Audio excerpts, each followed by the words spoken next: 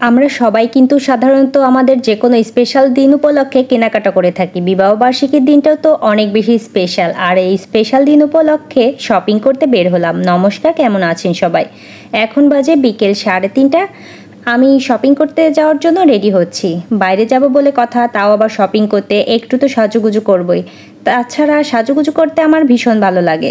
আজকে সকাল থেকে এতটা বৃষ্টি হচ্ছিল, ভেবেছিলাম বাইরে আর যাওয়া সম্ভব হবে না, কিন্তু এখন তেমন একটা বৃষ্টি নেই। আবহাওয়াটা অনেক সুন্দর এবং ঠান্ডা ঠান্ডা। বেশি গরমে বাচ্চা নিয়ে শপিং করাটাও অনেক বেশি কষ্টের হয়ে যায়। এইদিকে মিষ্টির বাবা অনলাইন থেকে 2টা গেঞ্জি অর্ডার করেছিল, সেটাই আমাকে দেখাচ্ছিল গায়ে ফিট হয়েছে কিনা। 2টা গেঞ্জি অনেক সুন্দর হয়েছে। মিষ্টি রাস্তায় আসলেই দৌড়াদৌড়ি শুরু করে দেয়। আর এই যে সকাল থেকে এতটা বৃষ্টি হয়েছে যে রাস্তায় এখনো পর্যন্ত জল জমে রয়েছে। মার্কেটে এসে প্রথমে মিষ্টির বাবা তার জন্য শার্ট দেখছিল।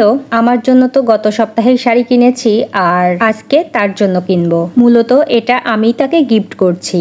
কয়েকটা শার্ট দেখালো, একটাও তার পছন্দ হয়নি। পরে প্যান্ট কেনার সিদ্ধান্ত নিল। জিন্স বা ফর্মাল প্যান্টগুলোই তার বেশি পরা হয়, ওগুলাই আছে। তাই বললাম একটা গ্যাবারিং এর প্যান্ট নাও। প্যান্টগুলোর কালার খুব সুন্দর ছিল। আসলে একই জাতীয় জিনিস পরার থেকে মাঝে মধ্যে একটু চেঞ্জ করলে ভালো হয়, না হলে মনে হয় সবকিছু কেমন যেন একঘেয়েমি হয়ে গেছে। অবশেষে একটা প্যান্ট তার পছন্দ হয়েছে, আর তারপর আমরা চলে আসলাম স্যান্ডেলের দোকানে। প্রথমে যেটা দেখিয়েছে সেটাই পছন্দ হয়ে গেছে, তাই খুব বেশি সময় লাগেনি। এরপর আমার জন্য সিম্পলের মধ্যে স্যান্ডেল দেখছিলাম, কিন্তু একটাও পছন্দ হচ্ছে না। এখানে খুব বেশি কাজ করা, এগুলো আমার প্রয়োজন নেই, কারণ টুকটাক বাইরে যাওয়ার জন্য এত ডিজাইন ভালো লাগে না। যেটা দেখছি সেটাই গর্জিয়াসের মধ্যে হয়ে যাচ্ছে, কিন্তু এত বেশি ডিজাইনের আমি নেব না। সিম্পল জিনিসগুলোই কেন জানি আমার খুব বেশি ভালো লাগে। পরে বার্মিসের মধ্যে দেখাতে বললাম, আর 2 জোড়া দেখার পর প্রথম জোড়াই পছন্দ হয়ে গেছে। এই জাতীয় স্যান্ডেলগুলো পরে অনেক বেশি আরাম পাওয়া যায়, কারণ এগুলা জলেও কিছু হয় না, আবার অনেক বেশি টেকসই। আমি এর আগেও এক জোড়া ব্যবহার করেছি,